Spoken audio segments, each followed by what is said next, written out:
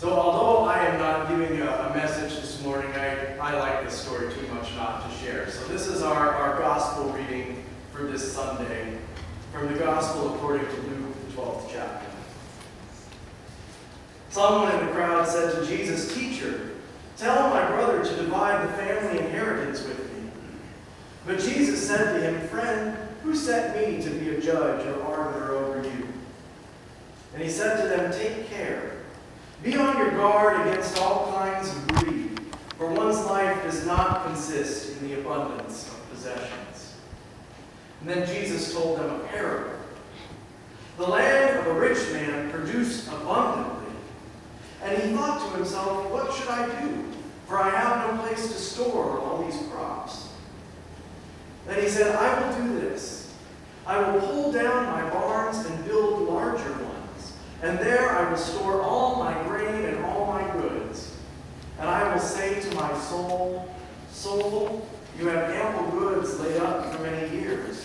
Relax, eat, drink, and be merry.' But God said to him, 'You fool, this very night your life is being demanded of you. And the things that you have prepared, whose will they be?' So it is with those who store up treasures for themselves, but are not rich towards God."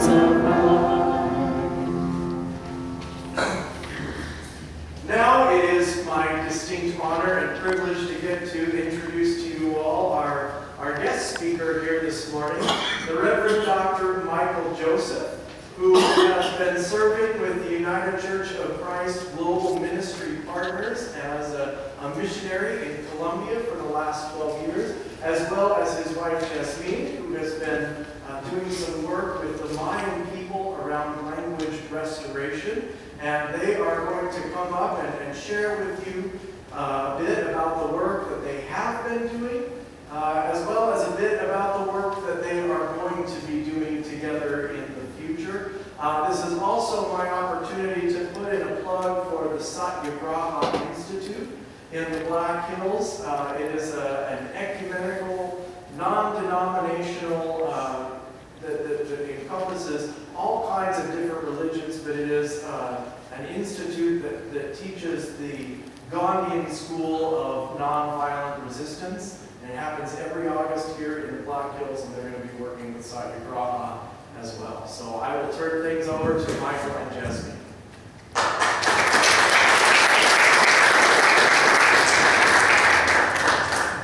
Thank you, Reverend Bartlett. Good morning, everyone. It's great to be here. Good morning. And as Reverend Bartlett said, I've been serving for the last 12 years in Colombia, in South America. I've actually lived most of my life in South America. My parents were also missionaries. They were Baptist missionaries to Brazil. So I actually grew up in Brazil and have lived most of my life in Latin America. I'm originally from Tennessee, so also from a hilly place from eastern Tennessee. And Jasmine is from Mexico, is Mayan, and works in language restoration, language revitalization of the Yucatec Mayan language. And so I'm going to share briefly about the work that I've been doing in Colombia on your behalf, and Jasmine will share briefly about some of the work that she does in Mexico, and then we'll share a little bit about what we hope to do together when I move to Mexico in 3 months to join Jasmine there. And then we want to share a song with you at the end, if that's okay. So Colombia, very quickly, the context in which I was called to go to Colombia. Global Ministries works through partnerships. We don't sit down and say, where can we start new churches? Where can we start new UCC churches around the world? we enter into partnerships with churches around the world, and then if they ask for someone to be sent to help them with their mission in their country, in their context, then Global Ministries will try to help them by sending someone. So in Colombia, there's been an armed conflict, essentially a civil war going on for the last over 50 years, almost 60 years now. A civil war. It's essentially the last armed conflict, the last major civil war in this continent, in the Americas. And that's the context in which the Colombian churches asked for someone to come from the United States to help them as they respond to the needs of the victims of the armed conflict and as they sought to be a prophetic voice for peace in the midst of that armed conflict. So this number that you see here in the graph you see there, it's probably too small for you to make much out of it, but the 8,847,047 figure is the most recent figure off the Colombian government's official registry of victims of the armed conflict. So the Colombian government has recognized over 8 million victims. The population of Colombia is only 48 million people. So if you do the math, it's over 1 in 6 Colombians have been victims in some way of the armed conflict.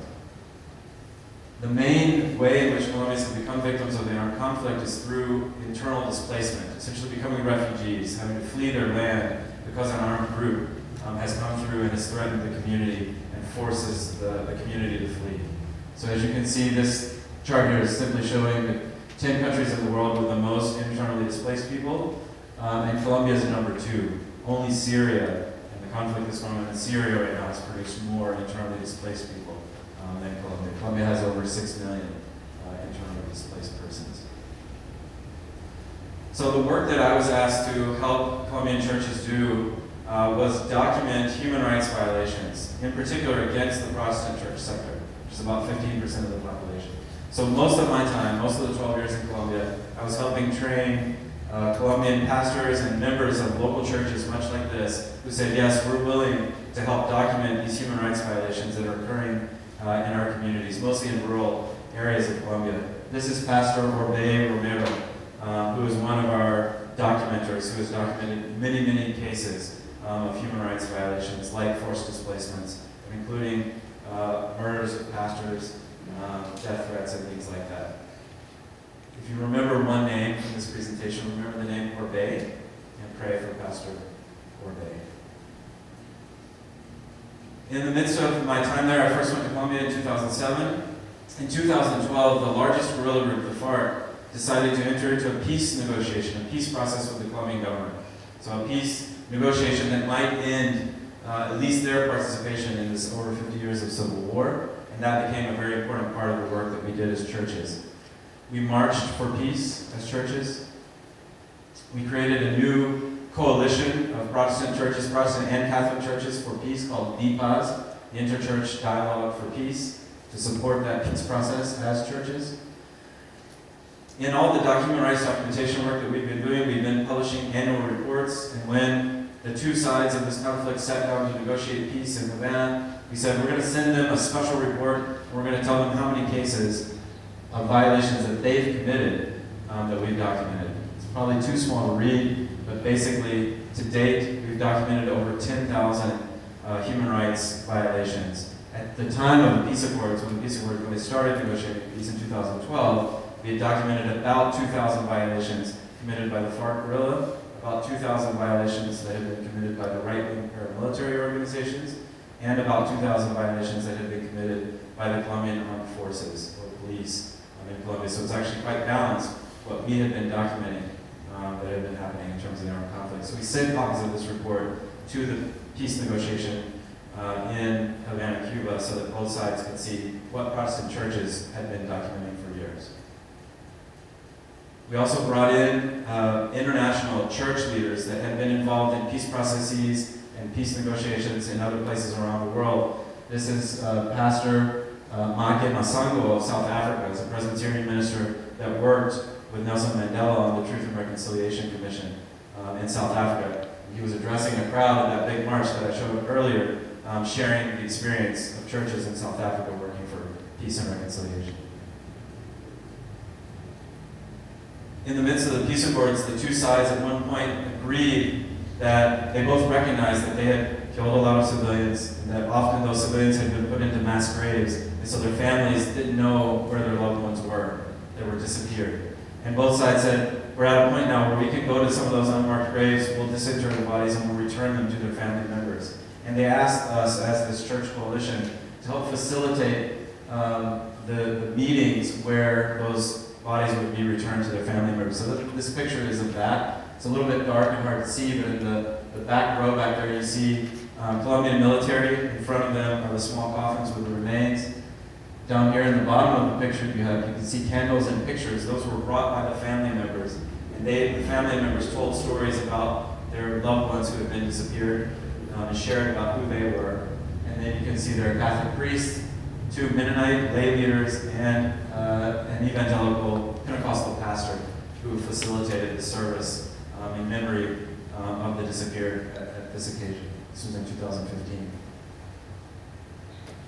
And then when the peace accord was finally signed in 2016, the FARC, the leftist guerrilla group that had been fighting the Colombian government, gathered their 11,000 soldiers into 26 camps all over Colombia. That's a map of Colombia, and each of the black dots is one of the camps where their soldiers concentrated and handed over their weapons to the United Nations, and they began their process of demobilization and re-entry into civilian life.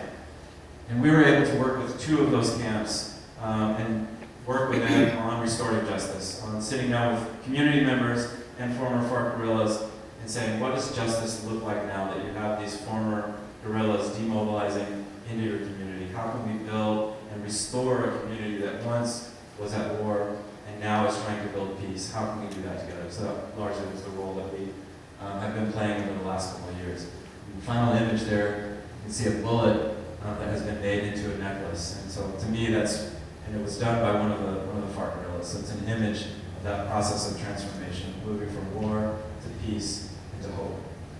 I believe with that I'll close about Colombia and let Jasmine talk about Mexico and the work that she's doing there.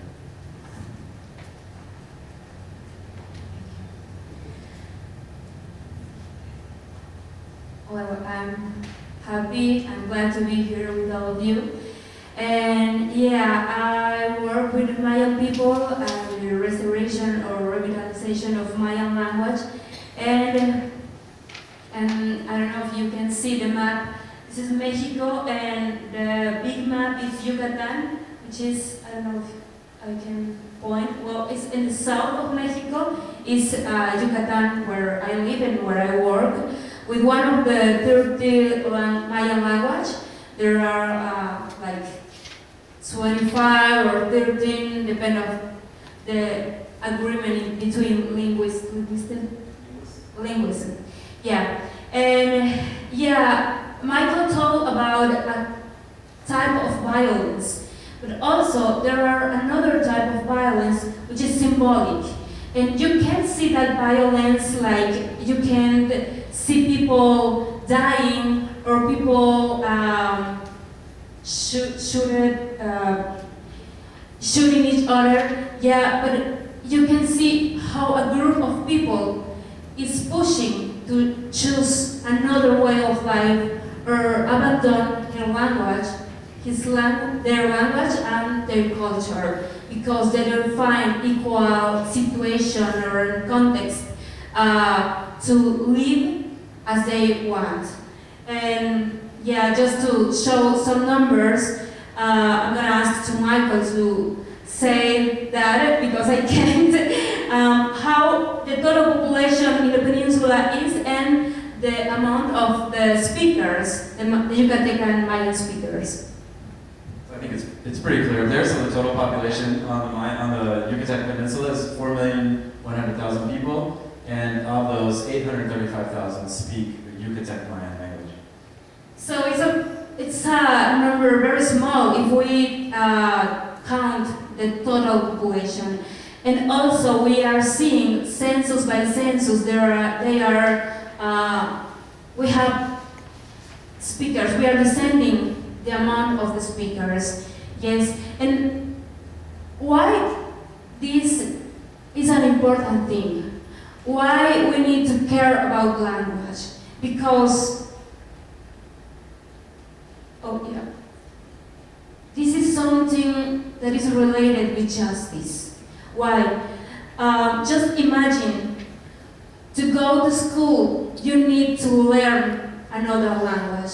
Just imagine there are a group of people came here, and that group of people say to you, you need to change your language in order to go to the school.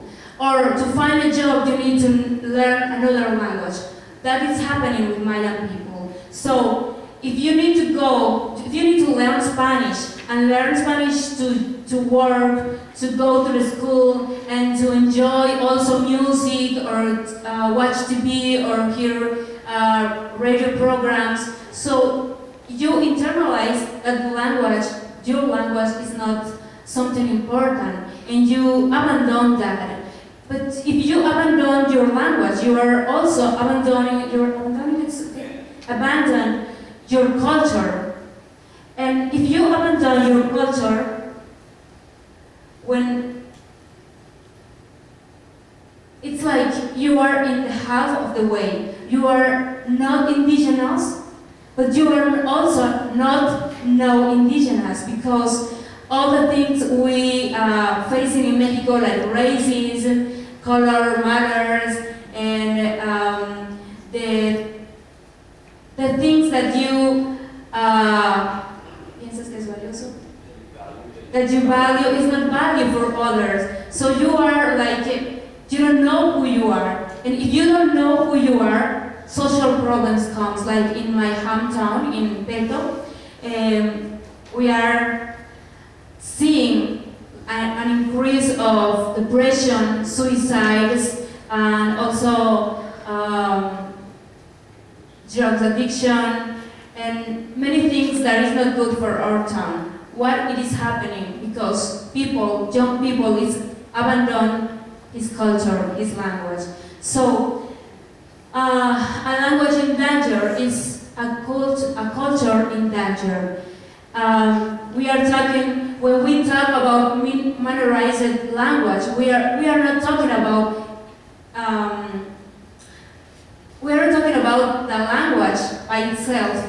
Language doesn't exist by itself like Spanish, and we can touch Spanish or English. We can't touch English, we can't touch Mayan, but we can see the people. And when we speak about minorized language, we are speaking about minorized people who is not in an equal condition to choose how they want to live. So to defend a language is to defend also land, education, healthcare, and all the spaces where speakers live. When we lost our culture, we lost our spirit, we lost our balance to who we are. And if we don't know who we are, as I said, we are like, we don't have spirit, and all that social problems comes. Well, for that, Michael and I are starting a project in my hometown, Peto. This is the big map of Yucatan, where I live, and the circle, the black circle, it's my hometown, Peto.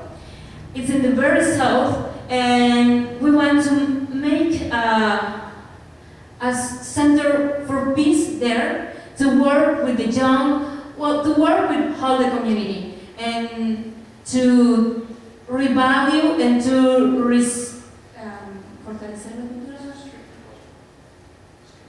strengthen culture. Yeah, and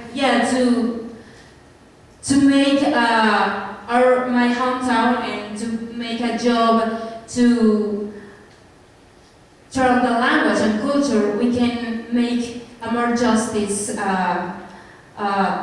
space to live. And we believe that culture cures.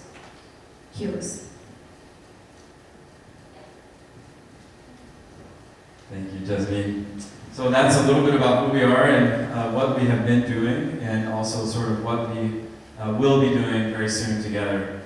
Sort of remixing Jasmine's work in cultural revitalization and how that is so important for community survival, and more of my background in human rights and peace building and restorative justice work, and mixing that together in a community center there in her hometown. She did not mention that the ways in which she does this, Jasmine is a university professor at the university teaching about Mayan culture in the Autonomous University of Yucatan. She also co-founded, along with a few others, the only Mayan language radio station in Mérida, the capital of the state of Yucatan. And one of her passions for language revitalization and beliefs is that music is an important way to experience language and to enjoy your language. So Jasmine also is the lead singer in a band that performs in Mayan, performs music in Mayan, and uses that as a vehicle to get young people in particular into the Mayan language and using it and enjoying it on a day-to-day basis. So, with that said, Jasmine has been a singer for a long time. She's fantastic. I want you to hear her sing in Mayan. She wants to share that with you. Because of her, 3 months ago, I decided to pick up a guitar and see if I could maybe learn how to play a guitar a little bit. So I'm going to try to play guitar to help her feel comfortable singing. She's going to get her lyrics to a song. So I'll tell you, this song actually is a song that I picked up and brought from Nicaragua when I lived there about 20 years ago. It's a song that speaks about hope. We have the lyrics up there for you, I believe. Did it make it? Yeah. It might be too small for you to see. But the title of the song is Days for Loving. We have the words in Mayan on your left and the words in English, the translation in English. But Jasmine will be singing in Mayan for you. Days for Loving and Days of Hope.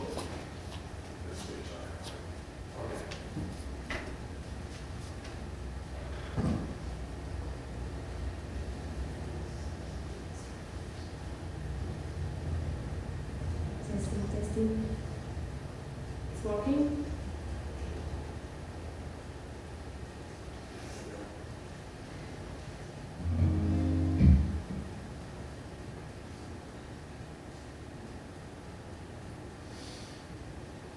Good.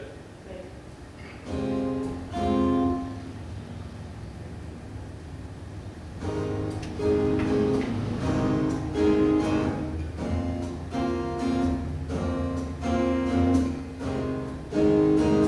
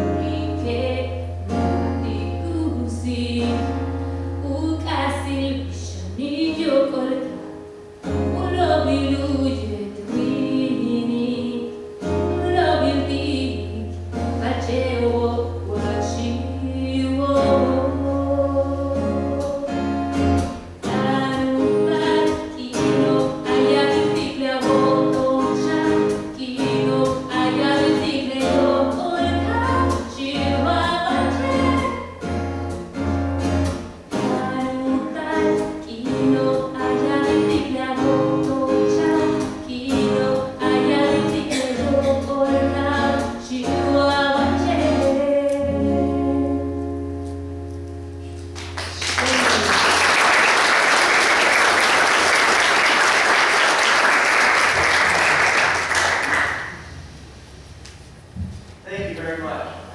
Jasmine. I'm going to invite you to rise if you're able.